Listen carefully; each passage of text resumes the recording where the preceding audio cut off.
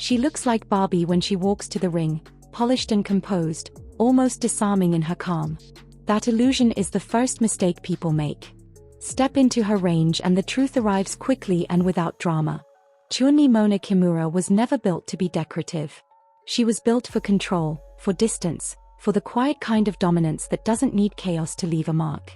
In a sport that often celebrates violence at its loudest, Kimura operates in silence, and that silence is where careers slowly unravel. Born in Japan and raised in an environment defined by discipline, Kimura's relationship with combat began early. Karate was not a hobby for her, it was structure, repetition, and precision drilled into muscle memory while most kids were still learning balance. That foundation followed her into her teenage years, where she transitioned into boxing and quickly revealed a rare understanding of timing and space. At GU Technical High School, she didn't just join the boxing club, she owned it. Over 3 years, she captured 3 national high school championships, not through reckless aggression, but through accuracy, patience, and an almost clinical sense of control. She didn't overwhelm opponents. She dismantled them. Kickboxing gave her something boxing never could. Freedom. Freedom to blend karate footwork with boxing fundamentals. Freedom to weaponize the front kick as more than a strike, turning it into a barrier, a warning, and a command. She didn't abandon boxing when she entered kickboxing. She buried it inside something sharper and more dangerous. By the time Kimura Mona stepped into the women's flyweight division, expectations followed her. She was already known. A childhood karate prodigy, a decorated amateur boxer, featured in magazines before she ever competed seriously under kickboxing rules. Curiosity surrounded her debut. Could a boxer resist punching long enough to dominate in a sport where kicks decide everything? Her first test came against Oiwara, a fighter with a low center of gravity, a heavy right hand, and absolute faith in the idea that one clean punch could change everything. From the opening bell, Kimura answered the question herself. A high front kick snapped out clean and straight, not thrown to finish, but to establish authority. It was a message more than an attack. Oiwara responded the old way, chopping low kicks, loading the right hand, hunting momentum. She landed a clean right, enough to reassure herself that punching still mattered. Kimura never panicked. She never rushed. She never tried to prove anything emotionally. While Oiwara hunted moments, Kimura controlled time. Her kicks grew heavier, no longer just range tools but posture breakers, snapping heads back and disrupting rhythm. The first knockdown came without chaos, almost quietly. The second erased any remaining belief that this fight was still competitive. Kimura stood untouched, breathing steady, no visible damage, no celebration. When the bell ended it, the lesson had already been delivered. This wasn't a boxer pretending to be a kickboxer. This was a technician who understood how fights are stolen piece by piece. For a debut, it wasn't flashy. It was something more dangerous. It was controlled. On January 25, 2025, Kimura returned not to chase a highlight, but to prove her control could survive pressure over a full fight. Across from her stood Yuka, older, tougher, experienced, a pressure fighter designed to walk forward and force exchanges. The question was simple and brutal. Could Yuka break the distance, or would Kimura keep her outside all night? From the opening bell, Kimura answered immediately. She didn't circle wide or retreat unnecessarily. She stepped just outside punching range and planted herself there. Then came the front kick, not thrown with power, but with purpose. Every kick stopped Yuka's advance. Every kick forced a reset. Yuka wasn't losing exchanges. She was struggling to even start them.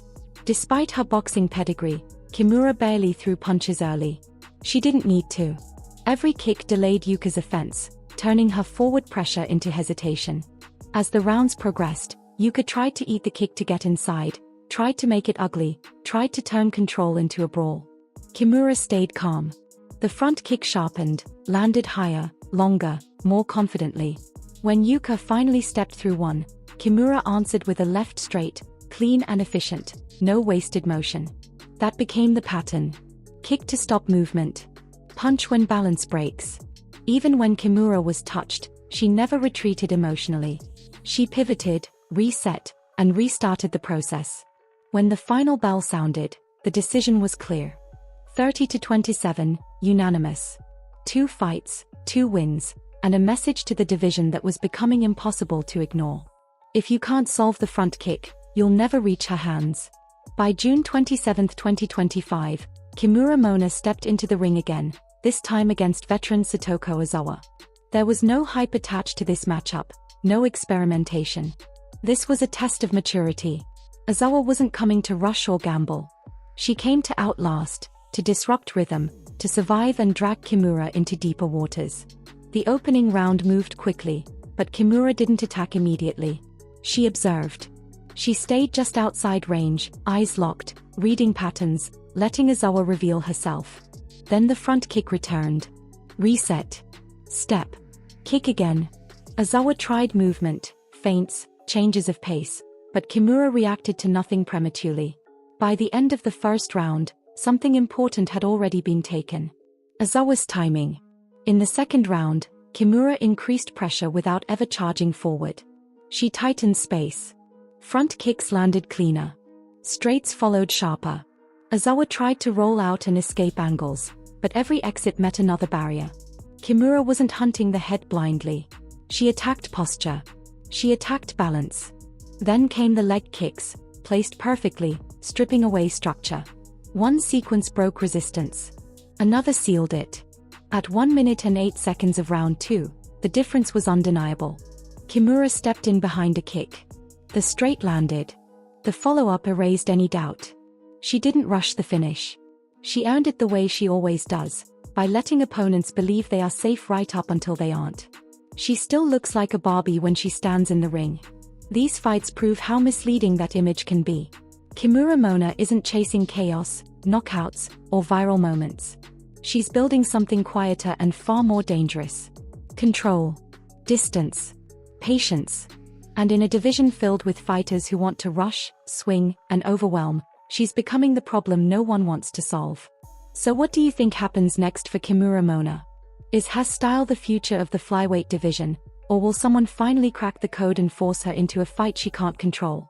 Drop your thoughts in the comments, let us know which matchup you want to see next, and if you enjoyed this breakdown, make sure to like, subscribe, and turn on notifications so you don't miss the next story in Knockout Legends.